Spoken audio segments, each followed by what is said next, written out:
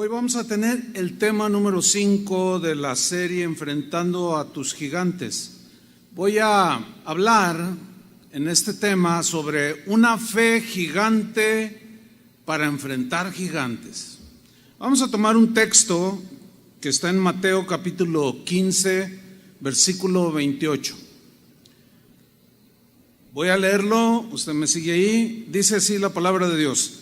Entonces respondiendo Jesús dijo: oh mujer, grande es tu fe, hágase contigo como quieres. Y su hija fue sanada desde aquella hora. El Señor, hermanos, está muy interesado en que nuestra fe, tu fe, la fe de cada uno de nosotros, sea sólida, sea una fe fuerte y estable. El Señor sabe que el camino angosto por el que caminamos está infestado de gigantes que tratarán de devorarnos. Pero ¿cómo vamos a enfrentar a esos gigantes? La respuesta es muy sencilla: con fe, con plena confianza en el gigante que está detrás de nosotros cuidándonos. Josué y Caleb pusieron su fe en el gigante que los protegía. No se detuvieron a ver a los gigantes que habitaban esa tierra. Abraham hizo lo mismo. No consideró su cuerpo como ya muerto, siendo de casi 100 años. Pablo dice, refiriéndose a Abraham, sino que se fortaleció en fe, dando gloria a Dios, alabando a Dios. Moisés hizo lo mismo. Se sostuvo como viendo al invisible gigante. David hizo lo mismo. David, cuando enfrentó al gigante Goliat, lo hizo con fe y plena confianza de que Dios iba a dirigir esa piedra, iba a vencer al gigante. Josafat hizo lo mismo. En una acción de fe, no sacó su espada, se puso a alabar a Dios por instrucciones de Jaziel. Y lo mismo debemos hacer nosotros. Además es la única opción, no hay otra. Porque el justo por la fe vivirá. Ahora bien, recordemos que el gigante de la duda los atacó a todos los mencionados y otros más en la Biblia. Nos va a atacar a nosotros también, sin duda. Por eso es que debemos de fortalecer nuestra fe en el Señor. Pablo dijo en Efesios 6:16, refiriéndose a la armadura de Dios, dice: sobre todo, el casco de la salvación, la coraza, etcétera, sobre todo tomad el escudo de la fe, con que podáis apagar todos, ¿cuántos? Todos los dardos de fuego del maligno. Ahora bien, ¿qué fue lo que les impidió a los israelitas entrar a la tierra prometida? Su falta de fe. Su falta de fe, que fue producto de haber centrado su vista en los gigantes y no en la promesa de Dios. Apareció la duda y los arrastró a la incredulidad, y su fe quedó anulada, quedó bloqueada. El escritor de la carta a los Hebreos nos da un poco más de luz a este respecto que acabo de mencionar, a este punto que acabo de mencionar. Hebreos 3:16 dice: porque ¿quiénes, habiendo oído, le provocaron? ¿Acaso no fueron todos los que salieron de Egipto guiados por Moisés? La respuesta es sí, esos fueron. Versículo 17. ¿Y con quiénes se disgustó el Señor por 40 años? ¿No fue con aquellos que pecaron? Yo subrayé ahí, o entre comillas lo puse, que pecaron, cuyos cuerpos cayeron en el desierto. ¿Por qué para el Señor el dudar es pecado? Porque lo ofende a Él, lo hace parecer como alguien que promete y no cumple, como un mentiroso. Por eso es un pecado dudar. Y la incredulidad también es un pecado. Y eso los llevó a no entrar a la tierra prometida y sus cuerpos quedaron regados en el desierto. Versículo 18. Y a quienes juró que no entrarían en su reposo, sino a los que fueron desobedientes. Fíjate, la duda nos lleva a la desobediencia porque está el mandato: entren a la tierra, poséenla. No, pero no, los gigantes están muy grandes, no puedo. Entonces ahí habla ya de desobediencia. No actuaron como gente de fe que se supone que los israelitas debían de actuar. Ahora, fíjate el versículo 19. Vemos pues, hace como una conclusión de este punto, dice: vemos pues que no pudieron entrar a causa de su incredulidad.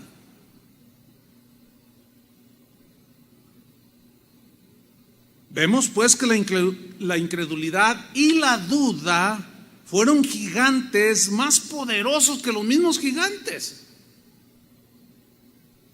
Esos gigantes, quiero decirles, hermanos, siguen vivos. Tarde o temprano tenemos que enfrentarlos, como vimos la enseñanza pasada. Miren este pasaje muy interesante de cómo Jesús se asombró de la incredulidad de quienes lo conocían desde niño, que cuando Él se revela como el Mesías, dudaron, eran incrédulos. Pero veamos el pasaje. Vamos a Marcos capítulo 6, versículo 1. Salió Jesús de ahí, andaba en Capernaum, y vino a su tierra, y le seguían sus discípulos. Tierra donde él había nacido, le seguían sus discípulos. Y llegando el día de reposo, comenzó a enseñar en la sinagoga. Y muchos, oyéndole, se admiraban. Yo puse entre comillas ahí en el texto, se admiraban, porque voy a hacer una mención de lo que significa aquí admirarse. Y se admiraban y decían: ¿de dónde tiene estas cosas? ¿Y qué sabiduría es esta que le es dada? ¿Y estos milagros que por sus manos son hechos? La frase "se admiraban" en el griego se puede traducir literalmente como estar atónito, perplejo. O sea, ellos estaban atónitos, así como boquiabiertos, perplejos. La idea en el texto, en el griego, es haber recibido un choque mental, psicológico, sumamente fuerte. Entonces empezaron a preguntar dudosos, porque lo conocían desde niño, y de pronto se revela como el Mesías, y se quedan atónitos, sorprendidos, y les llega un choque mental tan fuerte que no cuadraba con la fe que ellos tenían en el Mesías que ellos esperaban, y empiezan a preguntar con mucha duda en el versículo 3. ¿No es este el carpintero? Menciona su oficio, así como diciendo: un carpintero de Mesías, así como que no me suena. Carpintero. ¿No es este el carpintero? Fíjese, aquí está que sabían, que lo conocían desde niño. Hijo de María. Lo conocemos, sabemos quién es. Hermano de Jacobo, y dan punto y coma de su conocimiento que tenían de él. Es el hermano de Jacobo, de José, de Judas y de Simón. ¿No están también aquí con nosotras sus hermanas? Y fíjate lo que dice al final del versículo 3: y se escandalizaban de él. Aquí escandalizarse significa se sintieron ofendidos, agraviados, y se escandalizaron. ¿Cómo el hijo del carpintero, por favor? No, ¿cómo es? Él no llena las cualidades del Mesías que nosotros esperamos. y se sintieron agraviados, ofendidos. En la versión Palabra de Dios para Todos, la última frase, se escandalizaban de él, la traduce como: y no podían aceptar a Jesús. No, ¿cómo lo conocemos? Desde chiquillo que jugaba el trompo, las canicas y todo. En la versión Dios habla hoy, al final de este texto, versículo 3, lo traduce como: y no creían en Jesús. ¿No qué? No creían. Ahora seguimos con la historia. Marcos 6:4. Mas Jesús les decía: no hay profeta sin honra, sino en su propia tierra. Hasta se ha hecho un dicho popular, ¿sí? Nadie es profeta en su tierra, pero es un dicho de Jesús. No hay profeta sin honra, sino en su propia tierra y entre sus parientes y en su casa. Esto lo viven todos aquellos que son miembros de alguna familia y son los primeros en convertirse. Obviamente van con la familia y le dicen: fíjate que el Señor me ha transformado, me ha cambiado. Y nadie es profeta en su tierra. Te ven con desprecio. Tú eres un borracho, tú eres bien drogadicto, eres un ladrón. Todavía antier me robaste $20 o 500 pesos. Y no te creen. Pues a Jesús tampoco le creyeron. Versículo 5. Fíjate cómo inicia el versículo 5. Las consecuencias de la incredulidad. Y no pudo hacer allí ningún milagro. Ahora, esa frase, y no pudo, no es porque él se le haya anulado su omnipotencia. No, a eso no se refiere. Significa simple y llanamente que Dios no puede obrar donde no hay fe. Así de sencillo. No pudo hacer ningún milagro, porque para hacerlos en favor de la gente, el Señor siempre les demandó fe, siempre, y no hizo allí ningún milagro, salvo que sanó a unos pocos enfermos. Esos pocos enfermos, sin duda, que habían creído en Jesús, poniendo sobre ellos las manos. Versículo 6. Fíjate el versículo 6. Y Jesús estaba asombrado. En griego se puede traducir como pasmado, así como estaba asombrado, pasmado de la incredulidad de ellos. ¿De la qué? De la incredulidad de ellos. Se dio la media vuelta y se fue. Eso les pasa a muchos por la incredulidad. El Señor no es que no quiera y no pueda, es que hacer algo a tu favor. Es que sin fe es imposible agradar a Dios. Porque el que duda, dice Santiago, es como la onda del mar que va y viene y anda por todos lados y no está sólido. Vamos a ver Hebreos 4:1. Hebreos 4:1. Perdón, porque aquí nos dice algo muy importante. Dice así: temamos pues, tengamos temor de Dios, no sea que permaneciendo aún la promesa de entrar en su reposo, que está haciendo una aplicación de la entrada al reposo y a la abundancia del bien y de la leche y la miel, que los israelitas al entrar a la tierra prometida iban a encontrar. Para nosotros es Cristo en el Nuevo Testamento nuestro reposo. Entonces el mensaje aquí es Cristo. Y dice el escritor de los Hebreos: temamos pues, no sea que permaneciendo aún la promesa de entrar en su reposo, alguno de vosotros parezca no haberlo alcanzado, o sea, el reposo. Versículo 2: porque también a nosotros somos los cristianos, dice el escritor a los Hebreos, porque también a nosotros se nos ha anunciado la buena nueva como a ellos. Ellos mediante sombras y tipos y antitipos, pero nosotros, ya ha venido Cristo, todo eso quedó en la sombra. Ahora tenemos la realidad que es Cristo. Porque también a nosotros se nos ha anunciado la buena nueva como a ellos. Lean con atención el fin del versículo 2.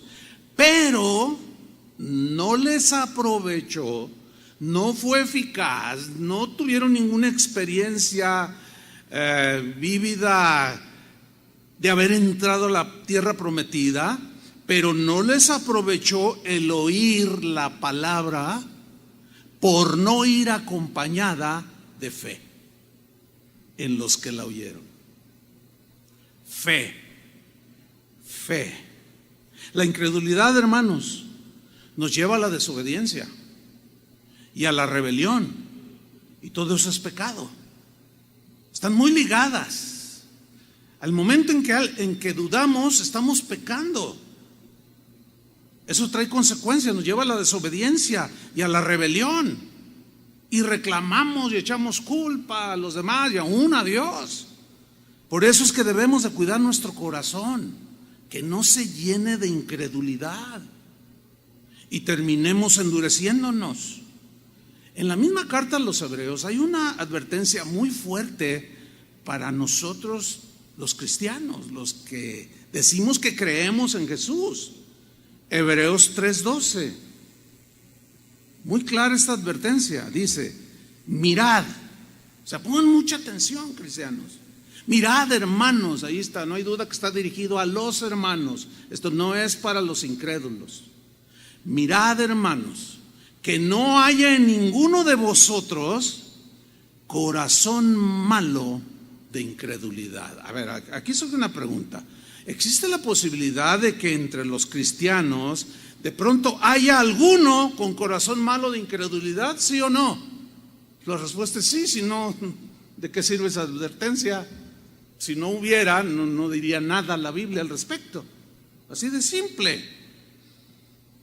Miren, cuídense bien, que no haya ninguno de vosotros corazón malo de incredulidad. Fíjate a dónde te lleva la incredulidad: para apartarte del Dios vivo. ¿Puede entonces un creyente en Cristo eventualmente apostatar y apartarse del Dios vivo? Según el texto, sí. Según el texto, reitero, sí. Nos aparta del Dios vivo. ¿Recuerdan cómo Jesús a sus discípulos les reprochó su incredulidad después de haber resucitado? Vamos a leer este pasaje. Bueno, aquí está envuelta María Magdalena, que fue a la tumba y la encontró vacía, y Jesús se le aparece y dice: ve y diles, háblales. Entonces aquella mujer va con los discípulos y les dice: el Señor ha resucitado. Y la miraron así como dudando, incrédulos, cuando Jesús se los había dicho una y otra vez. Y dice en Marcos 16:14, finalmente se apareció a los 11 mismos, o sea, después de resucitado, estando ellos sentados a la mesa.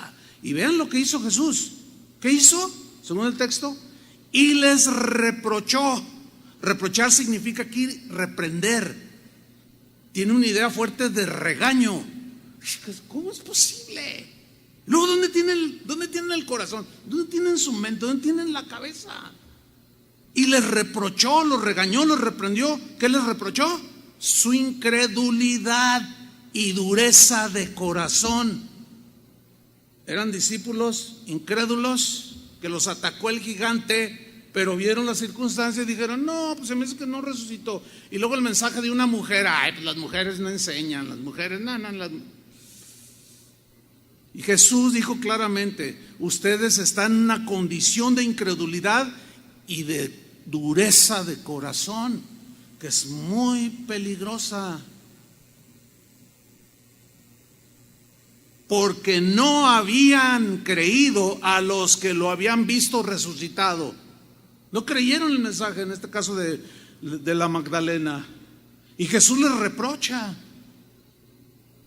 su incredulidad. ¿Recuerdan aquel pasaje del muchacho endemoniado que vimos en una de las enseñanzas pasadas? De cómo se acerca el padre con este hijo y le dice: Señor, ayúdanos, hay un demonio que lo agarra y lo estruja y lo azota. Y bueno, ¿se acuerdan en Marcos 9:23 que Jesús le dijo cuando se lo presenta? Jesús le dijo: si puedes creer. Ahí hay una condición para que él hiciera algo a su favor. Si puedes. Ahora, aquí hay una pregunta que los teólogos se rompen la cabeza. Yo no entiendo por qué, si el texto es bien claro. Le dice a este hombre: si puedes. ¿Qué significa? Que el hombre puede creer. Pero algunos no quieren creer, pero sí puede creer. Y aquí le pone una condición, que es creer. Si puedes creer, le dice, al que cree, independientemente de raza, de religión, todo mundo tiene religión, de estrato social, al que cree, todo le es posible. Bueno, ya sabemos que ese todo está enmarcado en el concepto de su voluntad, de ahí no se sale, porque hay cosas que yo puedo decir: yo creo que voy a volar. No voy a volar. O sea, todo aquello que Dios nuestro Padre sabe que nos beneficia, cuando nosotros pedimos y estamos de acuerdo a su voluntad, y yo lo creo, Él obra a mi favor. Versículo 24 dice: e inmediatamente el padre del muchacho clamó y dijo: creo, sí creo. Pero luego dice algo muy interesante: ayuda mi incredulidad, Señor. Yo creo, pero ayúdame a tener más fe. Yo quiero tener más fe en ti. He oído muchas cosas que has hecho. Veo ahora aquí a mi hijo que el demonio lo trae azotando por todos lados.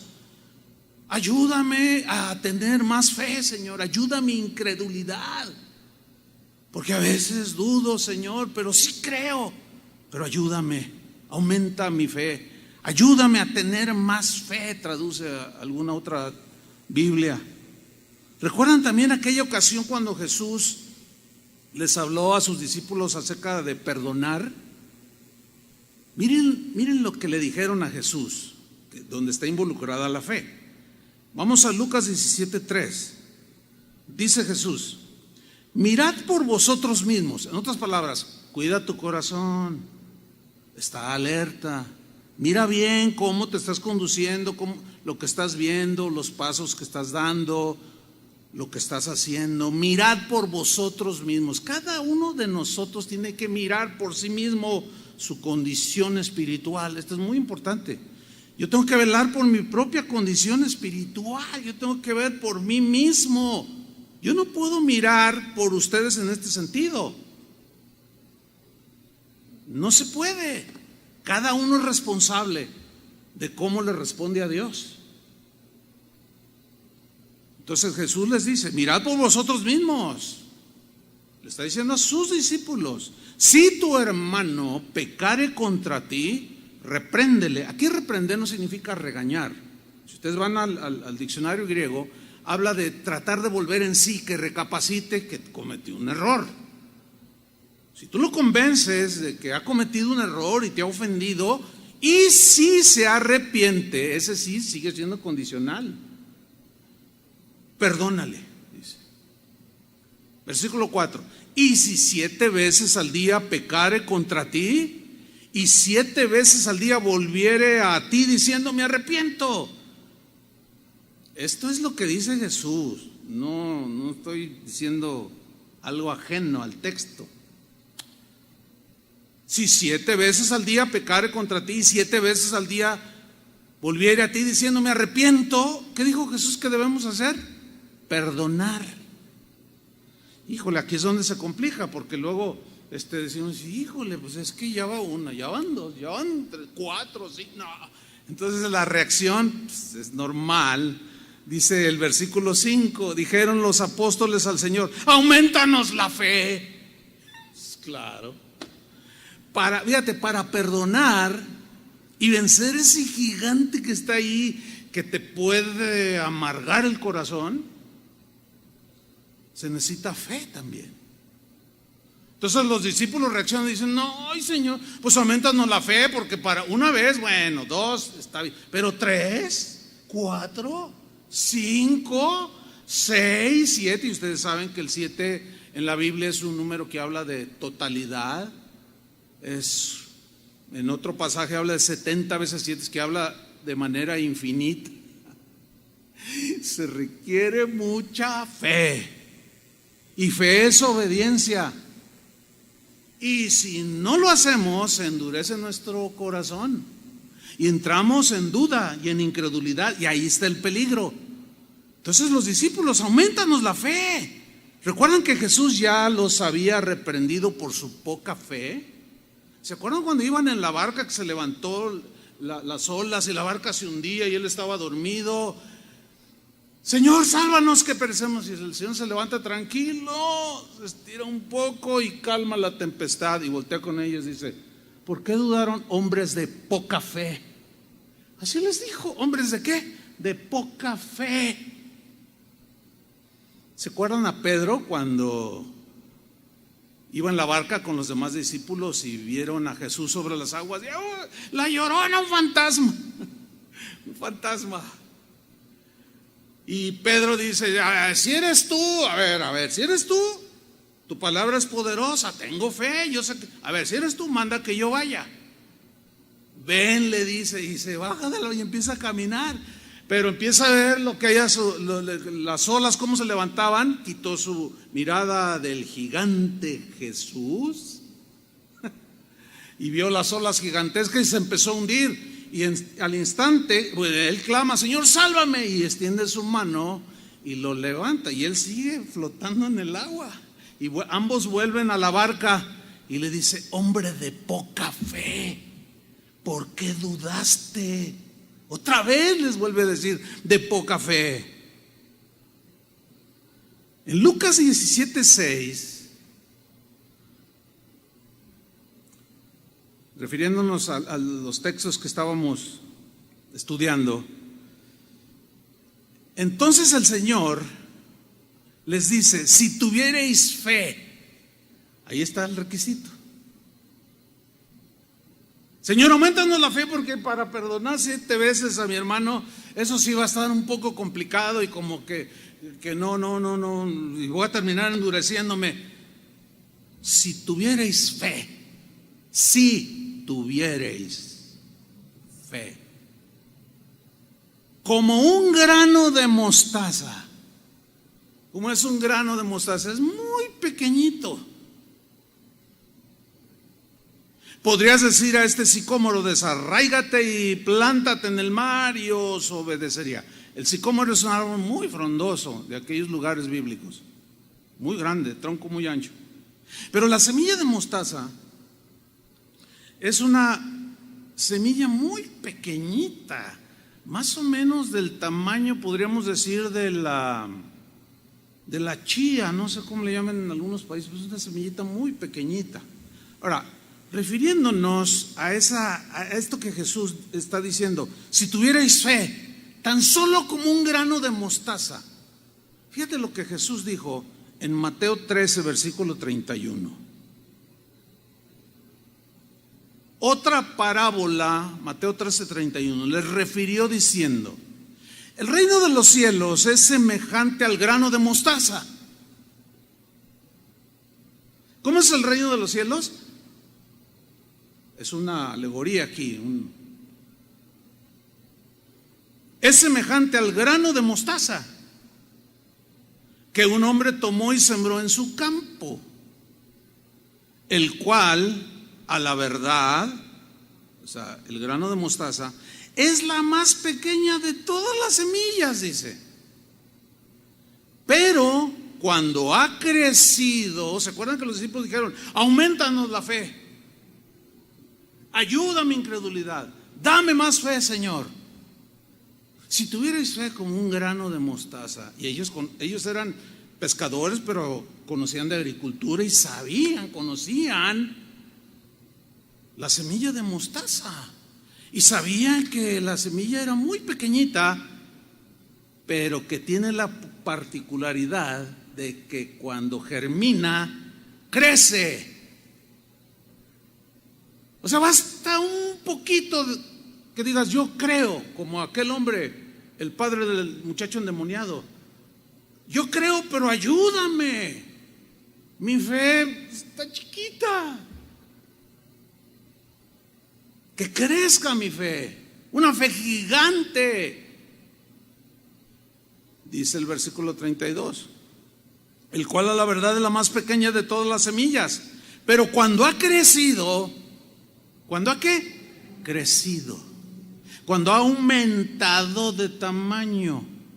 Entonces aquí estamos viendo que cuando Jesús le dice, si tuvierais fe como un grano de mostaza, Él les está diciendo que la fe puede crecer, que la fe en Él puede crecer. Pero cuando ha crecido, esta semilla es la mayor de las hortalizas, que llega a medir hasta 2,5 metros de altura. Y algunos le dicen que es árbol, pero es una hortaliza, porque dice Jesús, y se hace árbol. Jesús lo llama mismo árbol. De tal manera, dice, que vienen las aves del cielo y hacen nidos en sus ramas. O sea, esa semilla de mostaza, esa fe pequeña que tú dices tener, y Señor, es que yo tengo poquita fe, es que no puedo creer. Con esa poquita fe puede aumentar. Ya veremos cómo puede crecer y va a ir creciendo nuestra fe. Hacia ahí nos quiere llevar el Señor. Ahora bien, cuando algunos leen Efesios 2:8, dicen lo siguiente: porque por gracia sois salvos por medio de la fe. Y esto no de vosotros, pues es don de Dios. Ahora, aquí hay un problema, yo no entiendo por qué se ha generado un problema teológico de siglos, cuando el texto es muy claro. Cuando algunos leen, porque por gracia sois salvos por medio de la fe, esto no de vosotros, pues es don de Dios, entienden de manera inexplicable que la fe es el don. Pero no, la fe es el medio para obtener el don. El don es un regalo, pero el don es precisamente la salvación, no la fe. Aunque sabemos que toda buena dádiva y don perfecto viene de los cielos, pero don en el sentido de, por ejemplo, los dones del Espíritu Santo, que Él te da dones naturales, habilidades naturales para que te ganes la vida, pero también nos da dones espirituales, y esos dones son regalos. Eso es lo que quiere decir don, dorea del griego, un regalo de Dios. Para aclarar un poco este punto, que es importante entenderlo, vamos a leer Efesios 2:8 en la versión Palabra de Dios para Todos, donde aquí en esta traducción dice muy claramente que el don es la salvación y no es la fe. Efesios 2:8, Palabra de Dios para Todos. Ustedes fueron salvos gracias a la generosidad de Dios. O sea, esa es la gracia, regalo inmerecido. Y fíjate cómo lo traduce esta versión, que es clarísimo. Ustedes fueron salvos gracias a la generosidad de Dios, porque tuvieron fe. Porque tuvieron fe. Una y otra vez, Jesús, si tuvierais fe. ¿Por qué no tienen fe? Hombres de poca fe. Siempre está demandado. Si fuera un don, ¿por qué les reprocha? Si fuera un don, un regalo así, de que te regalo como el don de hacer milagros o las habilidades, dones que Dios da a los hombres, pues no tendría sentido que los haya reprochado. Pero entonces Pedro le hubiera dicho, pues es que no me das el don, no me das fe. No es un don como algunos lo entienden cuando leen esto. Retomo como dice Palabra de Dios para Todos. Ustedes fueron salvos gracias a la generosidad de Dios porque tuvieron fe. No se salvaron a sí mismos. Su salvación fue un regalo de Dios. Ahí está muy claro. El don es la salvación, no la fe. La fe es un medio. Ahora, esto es muy importante entenderlo bien. ¿Por qué? Porque la fe es la respuesta de una persona al escuchar el Evangelio de Jesucristo. Miren, es muy sencillo. ¿Crees? Sí. Así de sencillo. ¿Crees? Sí. ¿Crees que Jesucristo vino a morir por nosotros para llevar en su cuerpo todas nuestras rebeliones y pecados? Sí, creo, lo creo. Pero en otros, ¿crees? No creo. Así de simple. Vayan por todo el mundo y prediquen el Evangelio a todos. El que creyere y fuere bautizado será salvo. El que creyere, esa es la condición. Entonces, si fuera don, les daría a todos, a toda la gente don para creer, porque dice la Biblia que Dios no quiere que ninguno perezca, sino que todos procedan al arrepentimiento. Entonces, si fuera un don, pues les daría a todos el don, y ahí caería. Eso no se contempla en la Biblia. La fe es una respuesta al mensaje del Evangelio. Nunca es una imposición, no es un don, es una respuesta que el ser humano da, sí o no creo. Así de simple, sin tanto rollo teológico. Romanos 10, versículo 13 nos confirma lo antes dicho. Romanos 10, 13. Porque todo aquel, significa indistintamente quien sea, todo aquel, cualquiera que este sea, que invocare el nombre del Señor, será salvo. Ahora, para invocar el nombre del Señor tiene que haber, y ser salvo tiene que haber previamente algo, y producir algo, y dar una respuesta a algo. Todo aquel que invocar el nombre del Señor será salvo. 14. ¿Cómo pues invocarán a aquel en el cual no han creído? Nadie puede invocar a Jesús si no ha creído en Él. Aquel padre del muchacho endemoniado sin duda que había oído hablar de Jesús. Y sin duda que escuchó, quizás que había sanado el Señor a 2 ciegos y al endemoniado gadareno, y a medida que escuchaba, algo empezó a surgir acá,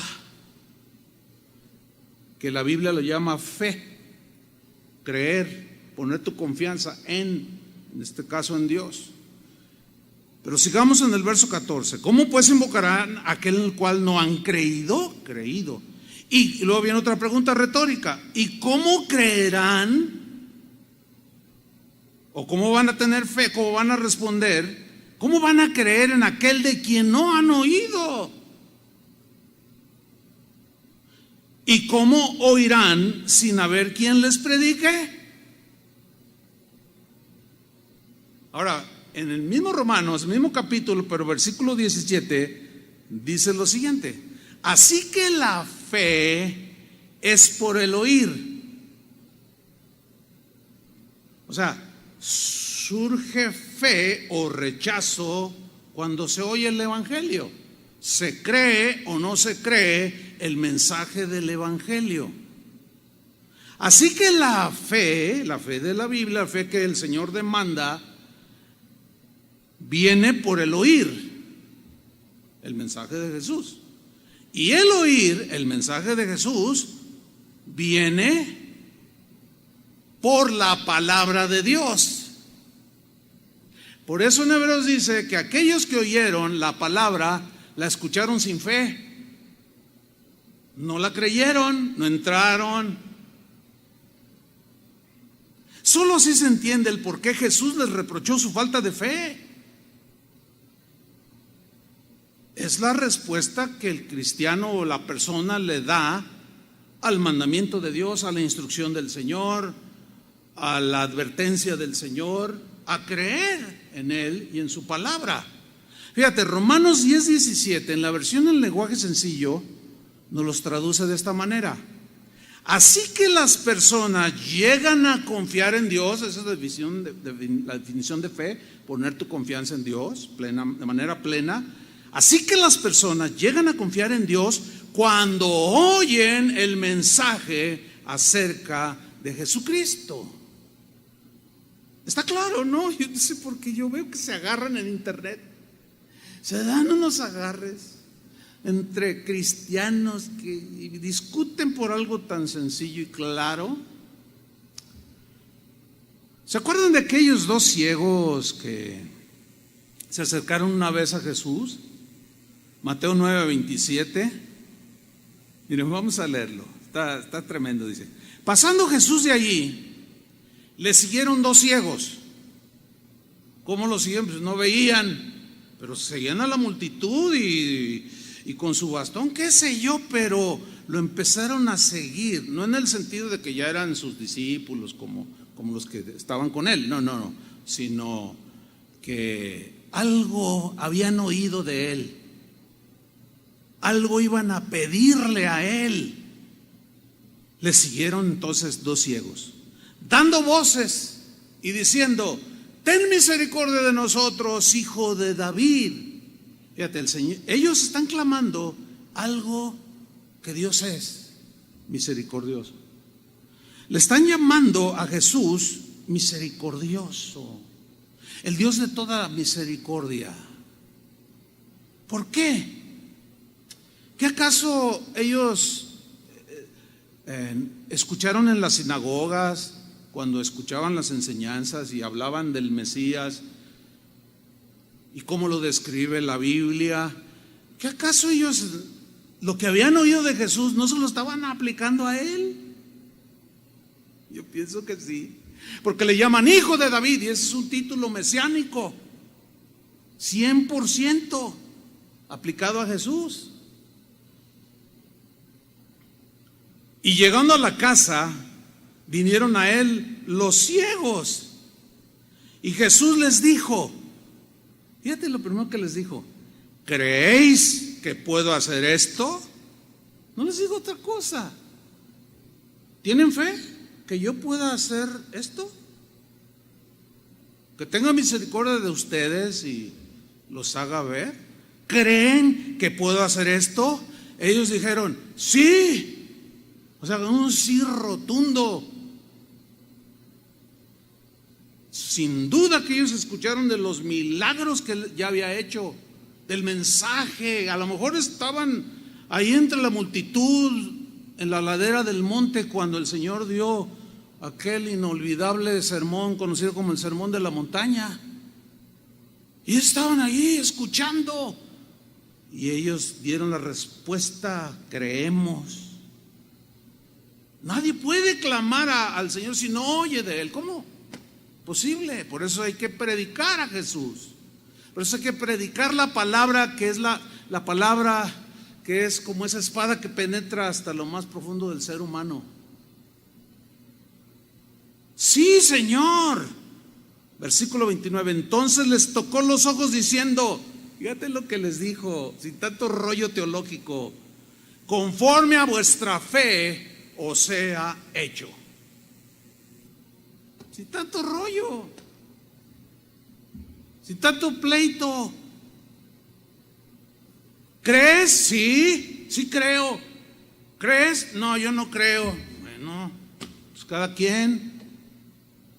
Pues la fe no es un don, es la respuesta que el ser humano le da en respuesta al mensaje que está oyendo y a la misma persona de Jesús.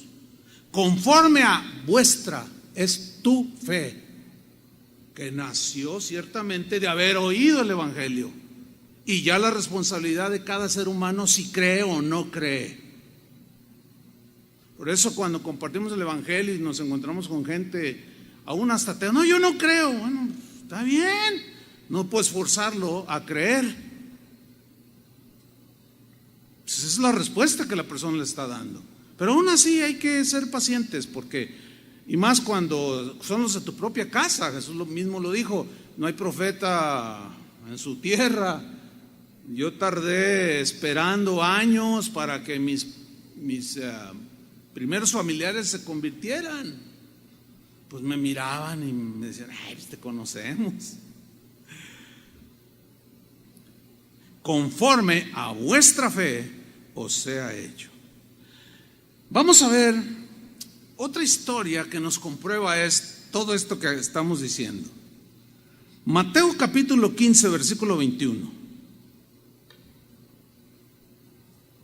Mateo 15, 21. Dice así: saliendo Jesús de allí, se fue a la región de Tiro y de Sidón, que era Fenicia allí en ese momento, en ese tiempo. De pronto dice el versículo 22, he aquí una mujer cananea. O sea, no era parte del pueblo judío, era una gentil, vamos, una pagana, idólatra, una mujer que adoraba ídolos y dioses extraños. Esta mujer cananea o sirofenicia dice que había salido de aquella región, clamaba.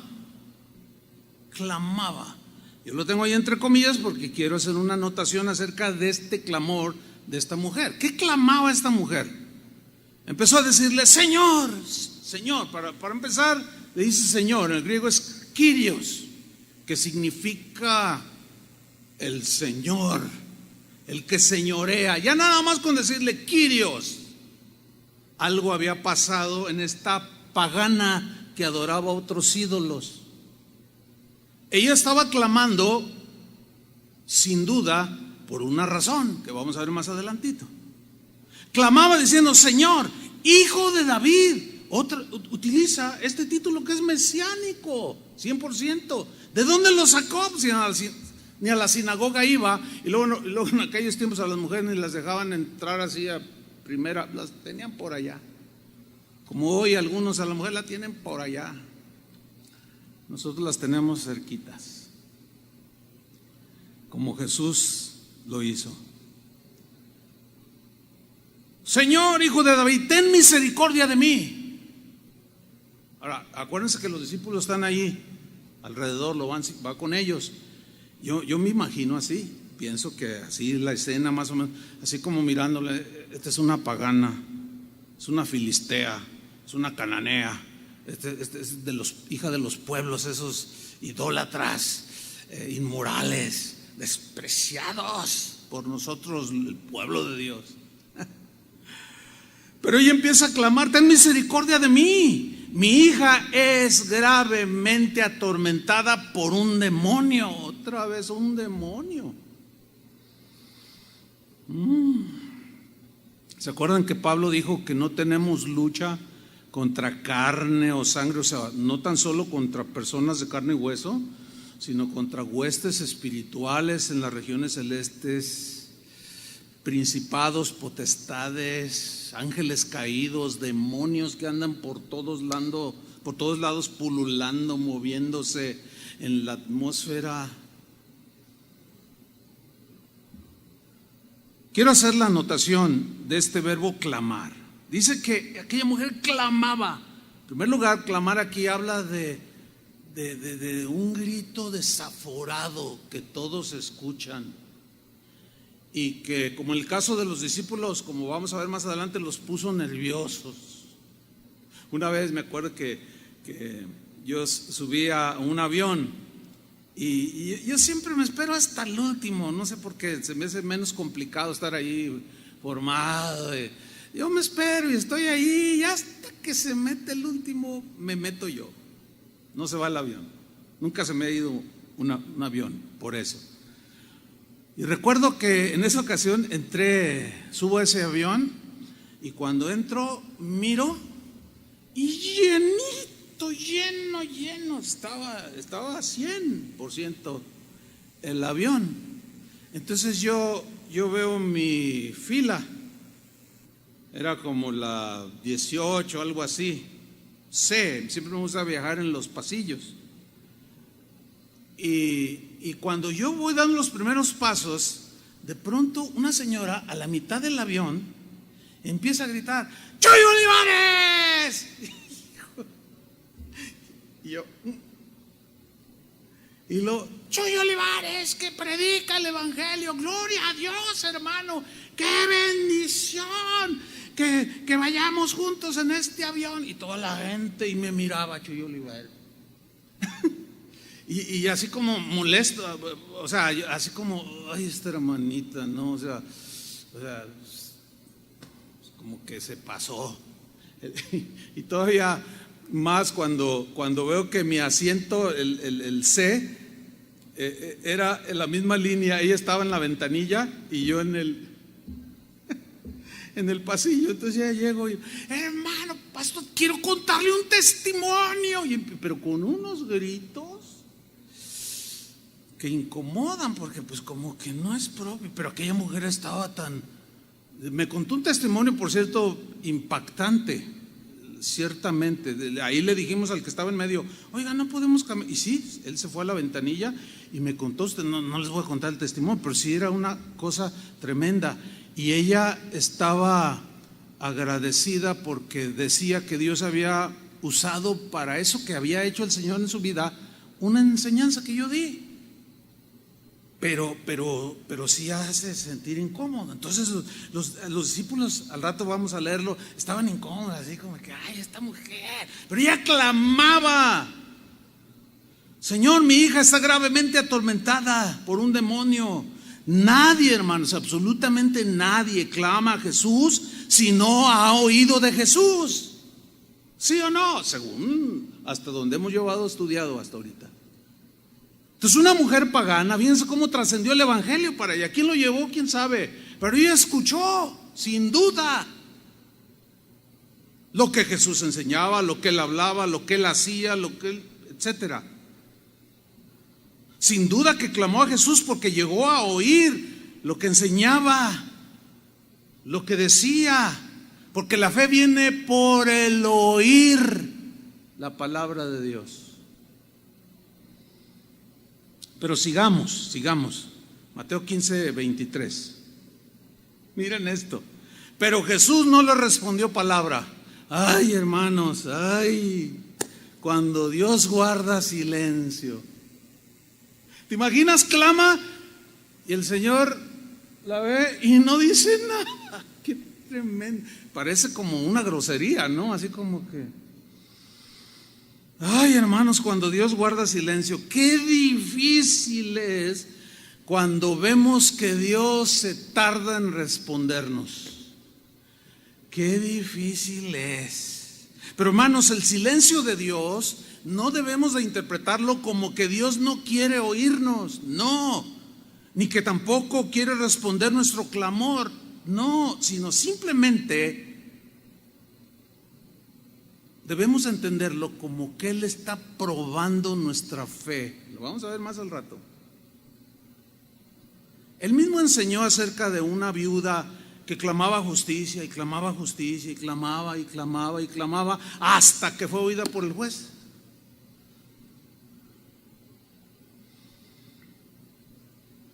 ¿Se acuerdan de Abraham, que esperó 25 años para ver cumplida la promesa de Dios de darle un hijo? Fue justamente en ese lapso donde el gigante de la duda se le apareció a Abraham y lo atacó, y tuvo un hijo, Ismael, fuera del matrimonio, y las consecuencias las tenemos hasta el día de hoy. Todo, ¿por qué? Porque nos asalta la duda. Cuando Dios calla, hermanos, no lo entiendas como que Dios no quiere hacer nada, sino más bien es: Señor, ¿cómo lo vas a hacer? Porque algo hará. A veces la respuesta del Señor es no, a veces es sí, a veces es inmediata, a veces tarda. Ese es según su propósito en su soberanía. Él es exacto. ¿Recuerdan cuando le avisaron a Jesús que su amigo Lázaro, a quien tanto él amaba, estaba enfermo de gravedad? Bueno, ahí en Juan capítulo 11, Juan 11:6, ahí nos dice: cuando oyó pues que estaba enfermo de gravedad, Lázaro, su amigo, a quien él amaba, miren lo que hizo: se quedó 2 días más en el lugar donde estaba. Cualquiera de nosotros lo hubiera interpretado como: pues no, que tanto lo amaba, hipócrita. No, inmediatamente uno tiene que estar allí. Pues quizás en el caso de nosotros sí, pero en el caso del Señor, que todo lo sabe, pues Él todavía 2 días esperó. Y luego dice: vamos. Dice: no, ya para qué, ya se murió. Dice: no, dice Jesús: Lázaro no ha muerto, está dormido. Y Pedro le dice: pues si está dormido, pues vamos y lo despertamos. Y lo ve el Señor y dice: ay, Pedro, ya se murió. Lo que hizo Jesús es utilizar un eufemismo, que en la Biblia el dormir es un eufemismo, una expresión que significa en los términos bíblicos: se murió. Y cuando llega delante de sus 2 hermanas: si hubieses estado aquí. Bueno, no estuve allá. Y a lo mejor no sé, cualquiera de nosotros le hubiera reclamado: pues no, que tanto lo amabas, 2 días te tardaste. Cuando Dios se tarda en contestar. Ay, hermanos, todas estas lecciones deben de producir fe. Este es el punto aquí. El Señor no pierde control de ninguna situación. Ahora, ¿por qué hacía esto Jesús? ¿Por qué esa mujer clama y la mira y no le contesta nada y sigue caminando? ¿Por qué hace eso con Lázaro y sus hermanas? ¿Por qué hizo eso con Abraham?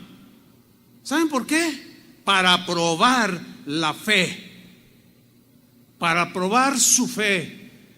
Y sin duda hará cosas iguales o muy semejantes con nosotros, para probar nuestra fe.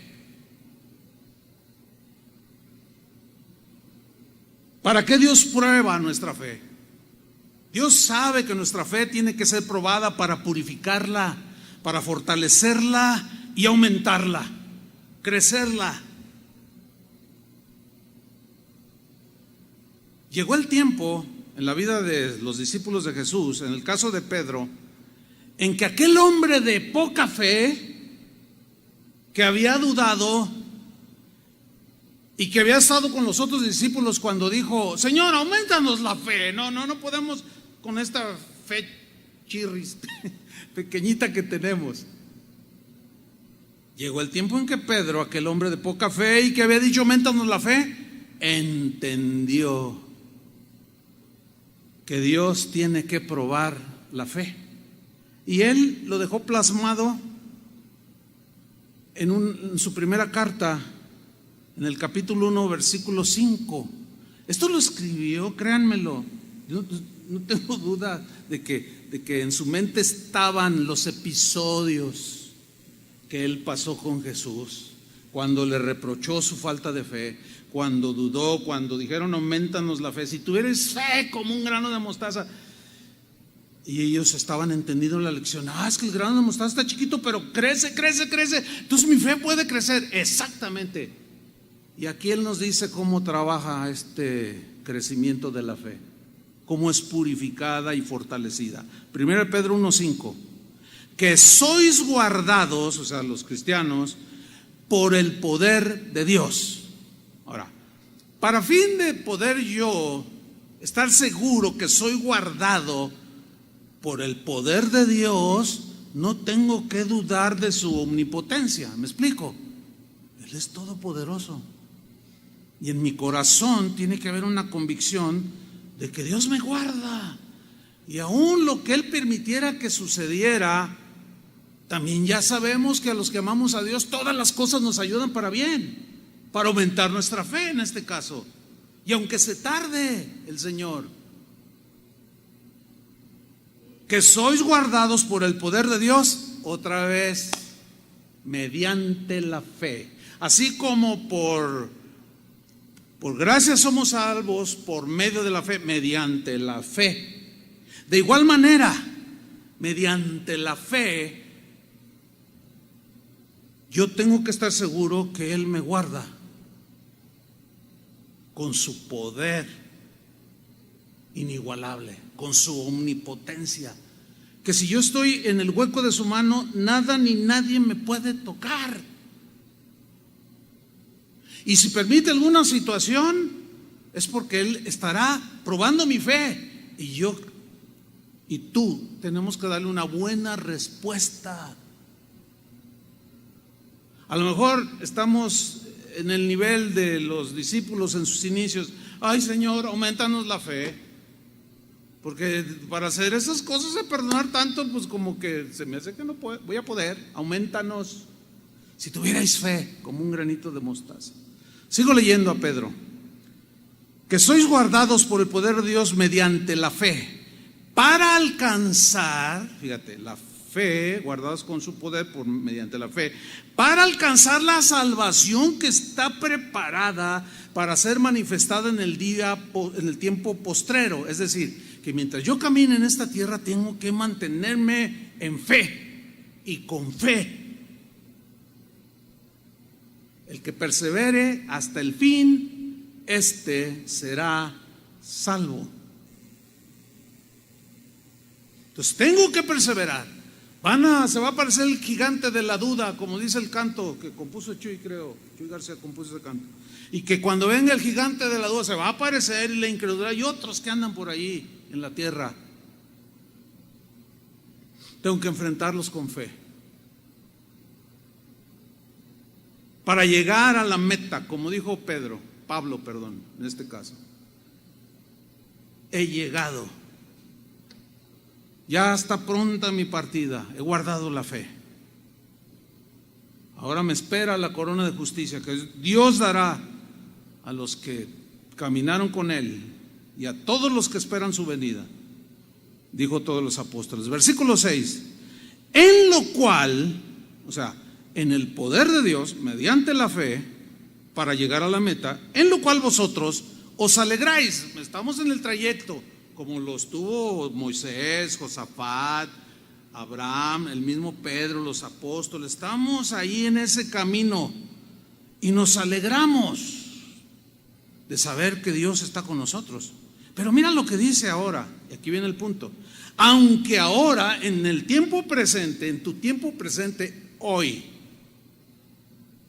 o puede ser mañana, aunque ahora, por un poco de tiempo, se refiere a lo corto de nuestra vida. Por un poco de tiempo, dice, si es necesario.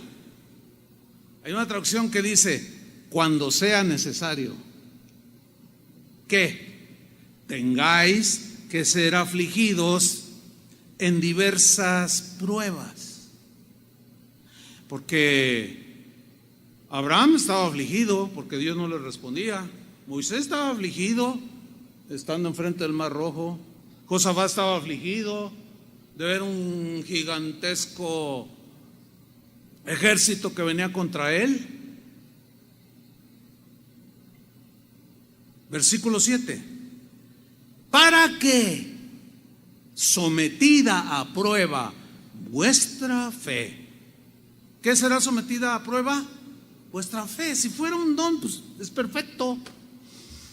No tendría que ser puesta en prueba. No, sino lo que vamos generando, la confianza que vamos generando a medida que caminamos con el Señor, creemos su palabra, dice, para que sometida a prueba vuestra fe. Y fíjate cómo dice Pedro, ya a estas alturas, él ya había entendido muchas cosas. Su fe ya había aumentado, ya había crecido, ya sabía que las pruebas, las pruebas que vivió, él ya en ese momento sabía que Jesús las había permitido para aumentarle la fe. Esa fe, dice, mucho más preciosa que el oro. Yo te pregunto, ¿qué prefieres tener? ¿Mucho oro o mucha fe? ¿Cómo que las dos?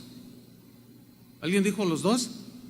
Bueno, el problema con eso es que a veces el que hay quien tiene los dos. Yo conozco gente que tiene los dos, pero también compartiendo con este tipo de cristianos me han dicho, a veces tengo una lucha bien fuerte de no depender del Señor porque tengo dinero. Pero a fin de cuentas, pues, como el porcentaje de ricos en el mundo, pues en comparación con pues, es muy poco, ¿no? Entonces, bueno, ¿qué prefieres? ¿Tener mucho oro, mucho dinero o mucha fe? Díganlo los tres que están aquí, porque los de la televisión pues no los oigo. Pues fe, para que sometida a prueba vuestra fe, mucho más preciosa que el oro. Ahora con todo el asunto de la pandemia han muerto ricos que darían todo el oro que tienen, pero no tenían fe. Y muchos han sido salvados por su fe, porque tienen fe, y otros porque ya el Señor había determinado que allí terminaran. Para que sometida a prueba vuestra fe, mucho más preciosa que el oro, el cual, oro, aunque perece, se prueba con fuego. Aquí prueba significa se purifica en el crisol, con fuego, lumbre, fuego. Sea hallada tu fe en alabanza, o sea, pura, aumentada en abundancia. Sea hallada tu fe en alabanza, gloria y honra cuando sea manifestado Jesucristo, cuando Jesús venga. ¿Se acuerdan que Jesús dijo, cuando el Hijo del Hombre venga a esta tierra, hallará fe en la tierra? ¿Hallará fe en la tierra? ¿Hallará gente que esté creyendo que yo vengo por ellos? Jesús mismo advirtió y dijo, y por haberse multiplicado la maldad, el amor de muchos se enfriará, perderán la fe, porque nunca entendieron que tienen que ser probados para que la fe crezca y aumente. No, ¿cómo?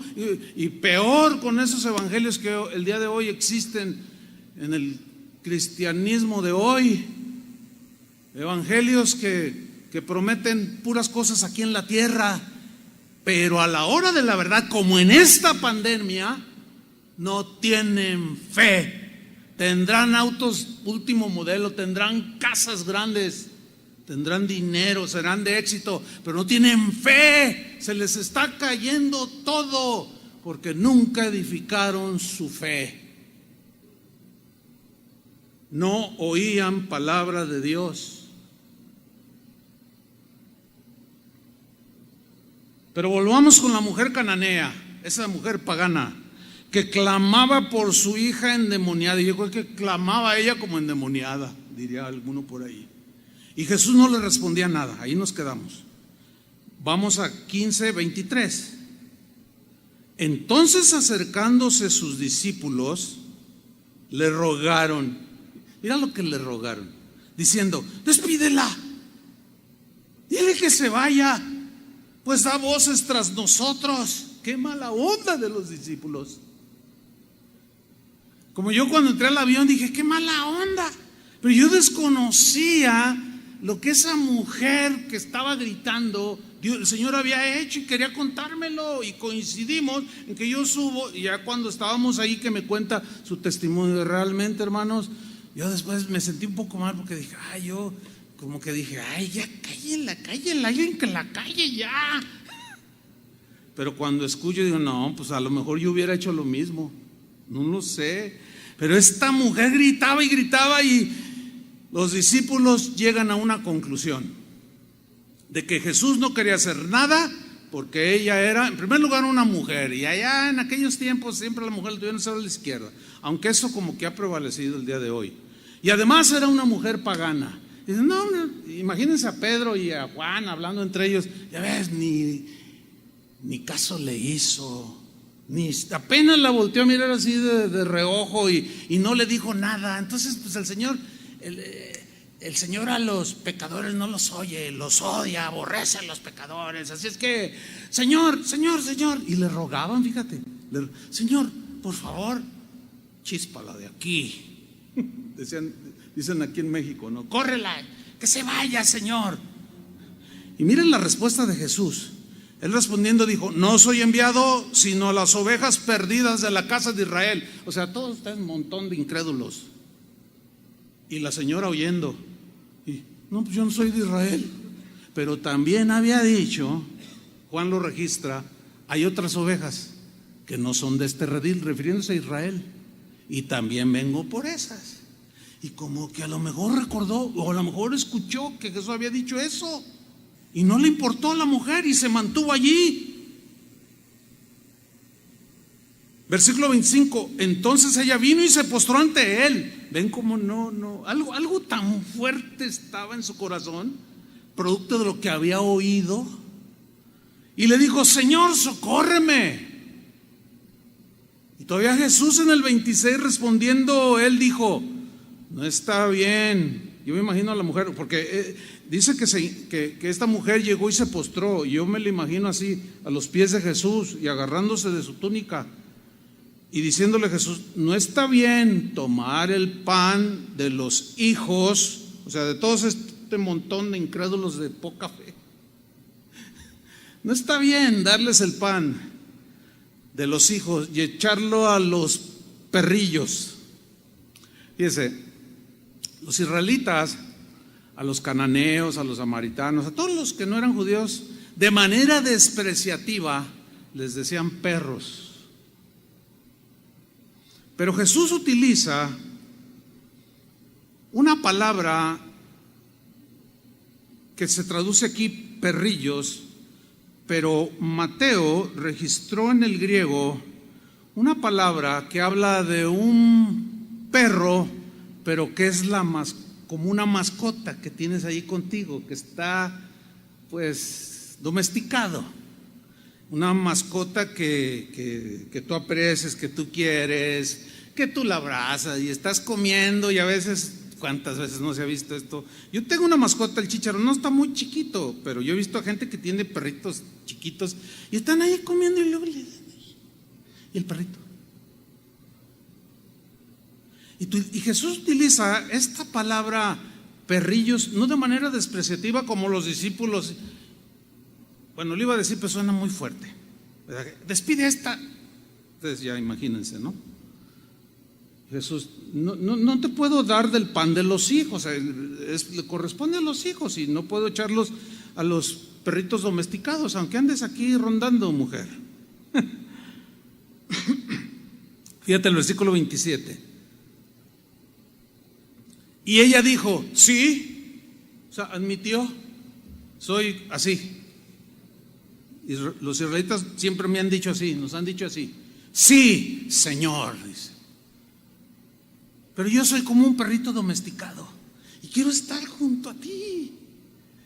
Pero aún los perrillos, dice, comen de las migajas que caen de la mesa de sus amos. Miren, hermanos, por favor, vean el versículo 28. Entonces respondiendo Jesús dijo, oh mujer, ¿qué le dijo? Grande es tu fe. ¿Saben que la palabra que utilizó Mateo, que se traduce por grande, es la palabra griega mega, que significa enorme, grandísima, yo diría gigantesca? ¿Qué? Fe. ¿De dónde desarrolló una fe tan gigantesca esta mujer? Probablemente a esas alturas Jesús tenía probablemente 2 años predicando, en 2 años escuchando y viendo a su hija, hasta que finalmente dijo, voy a ir con él, porque creo. Oh mujer, le dice, grande, grandísima, gigantesca es tu fe, hágase contigo como quieres. Y su hija fue sanada desde aquella hora. ¡Qué gacho al hígado a los discípulos! A los de poca fe que todavía, y eran el pueblo de Dios. Es increíble ver en nuestros días gente que está metida en las iglesias, que yo tengo 20 años y no tienen fe. Y allá, el Señor ya no hace milagros. No, yo no creo en eso. Qué gancho al hígado cuando gente que ni fu ni fa, como decimos acá, llegan como esta cananea.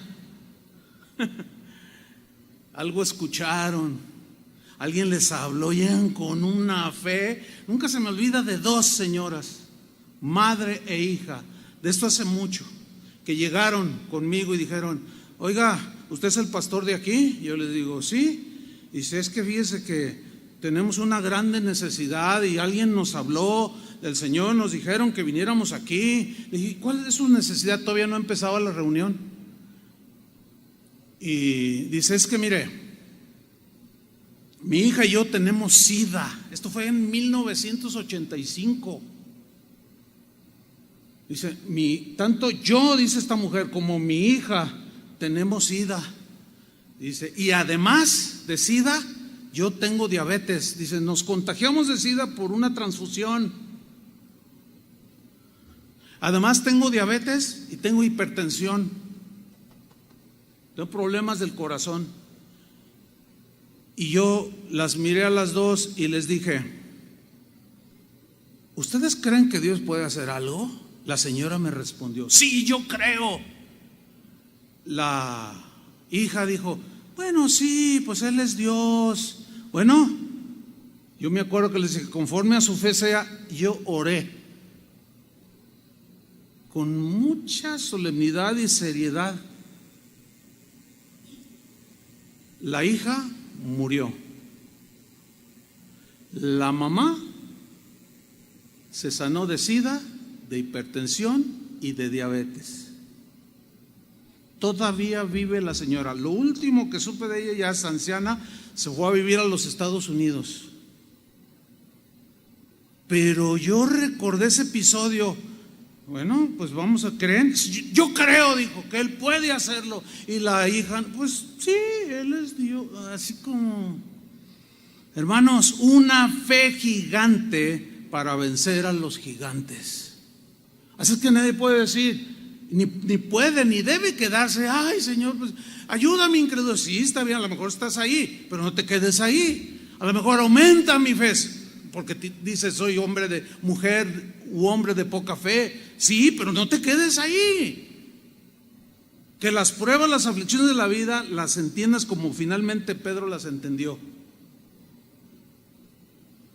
Una fe gigante para vencer gigantes. Vamos a orar, hermanos. Señor, muchas gracias te damos en el nombre de Jesús. Gracias, Padre, porque hoy nuestra fe ha sido desafiada. Hoy nuestra fe ha sido edificada también. Hoy, Señor, tenemos un poco más de claridad en este punto. Señor, algunos podemos decir y estamos en esa condición, Señor, ayuda a mi incredulidad. Otros quizás, Señor, aumentanos la fe. Pero si tú tienes poquita fe, que tú decidas creer como un granito de mostaza que esté ahí en tu corazón, ¿cómo puedes alimentar ese granito de mostaza?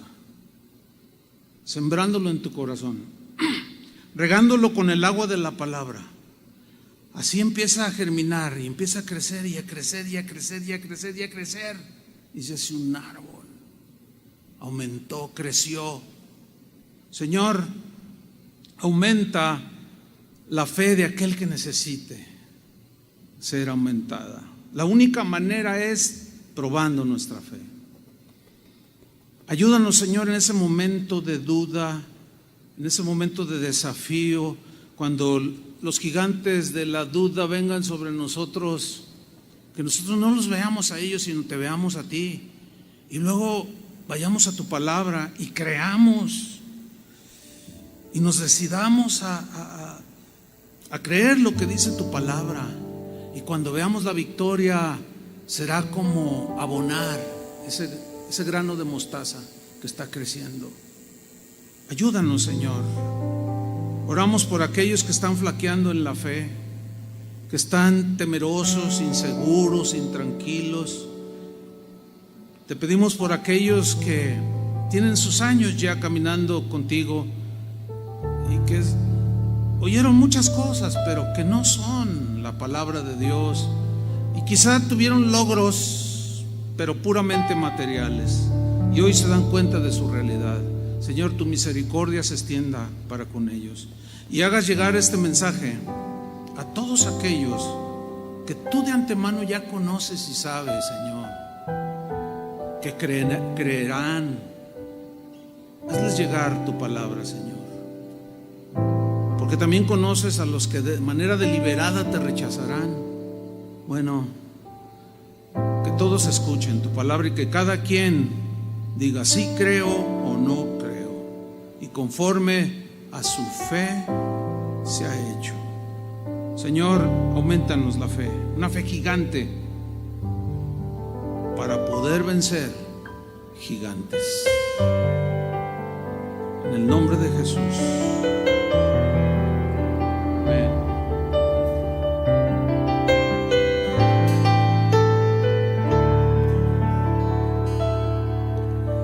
Yo confío en ti, yo confío en ti, creo en tu palabra y tu poder. A mi lado estás, no me dejarás. De mi vida tú tienes el control. Dile una vez más al Señor: yo confío en ti, yo confío en ti. Alza tu voz y tus manos y dile: yo creo en tu palabra y tu poder. A mi lado estás, no me dejarás, oh no, pues de mi vida tú tienes el control. Vamos a cantar en la prueba, todos. En la prueba y en la aflicción, tú estás conmigo, mi Señor. Si hay tormenta o tribulación, dile: tú estás conmigo, tú estás conmigo, mi Señor. Yo confío en ti, yo confío en ti, solo en ti. Creo en tu palabra y tu poder.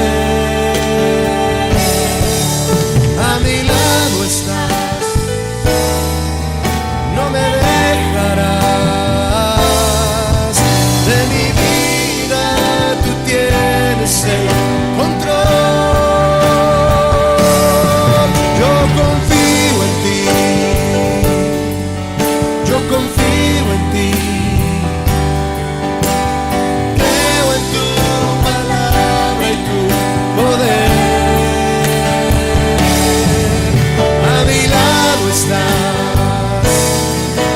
No me dejarás. De mi vida tú tienes el control. Ahora dile a él: confío en ti, Señor, confío en ti, Jesús, confío en ti, Señor, porque tú eres fiel. Confío en ti, Señor, confío en ti, Jesús, confío en ti, Jesús, porque tú eres Gracias, Señor.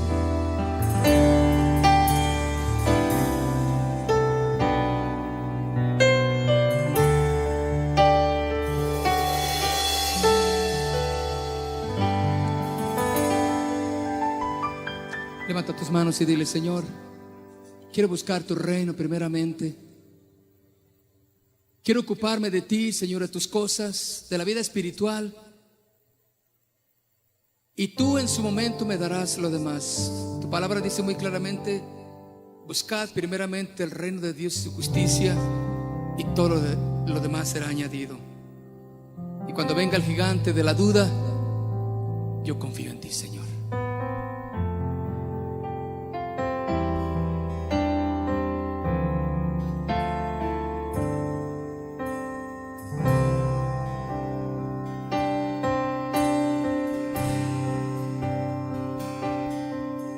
Cuando vengan los afanes y la ansiedad,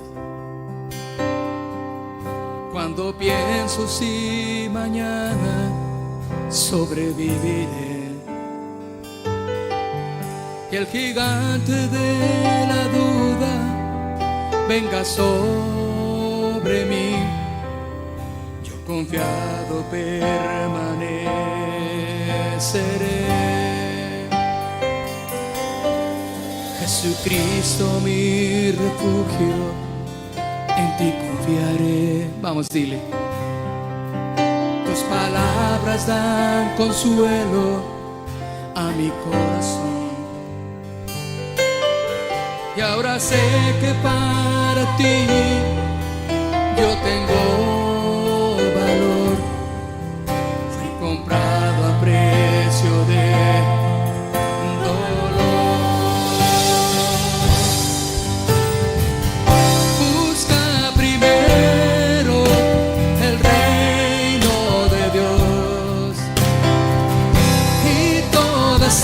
estas cosas se te añadirán.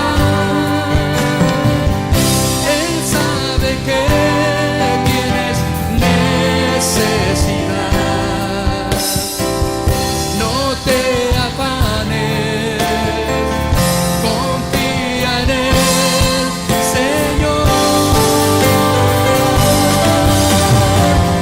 Busca primero el reino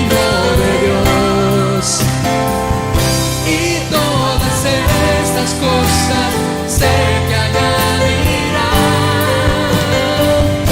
Él sabe que tienes necesidad. No te afanes, confía en Él, Señor.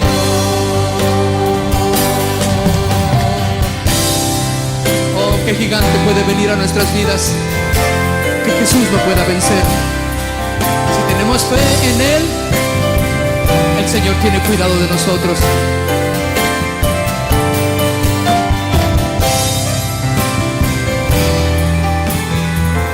¿Por qué no le decimos una vez más con todo nuestro corazón? Cuando vengan los afanes y la ansiedad,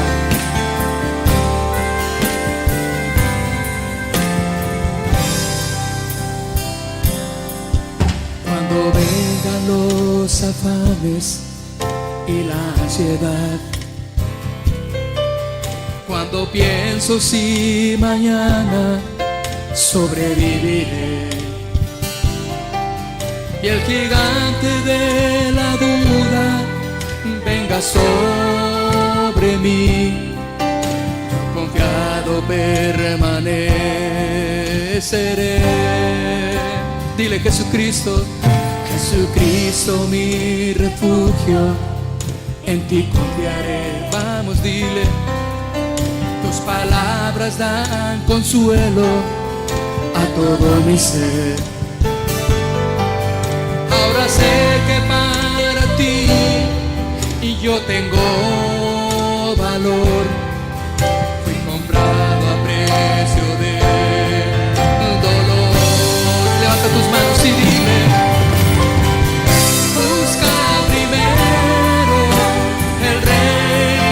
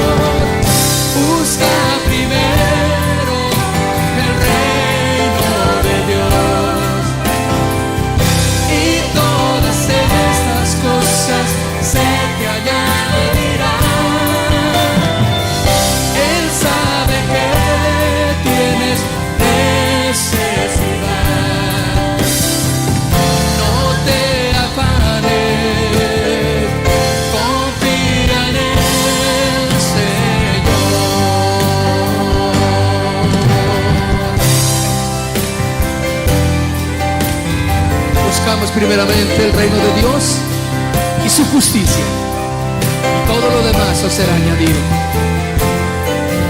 Cuando venga ese gigante de la duda, confiemos en el Señor. Él tiene cuidado de nosotros.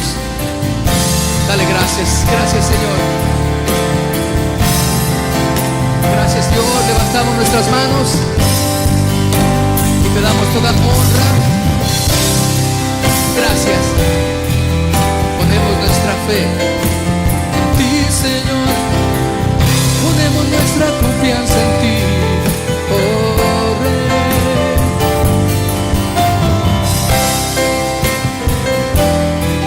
Gracias.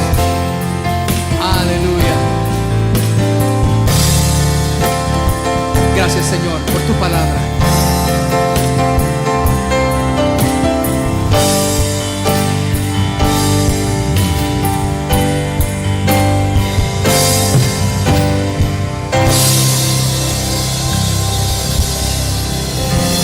Aleluya. Gracias, Señor. En el nombre de Jesús, nuestra fe está en ti, Señor.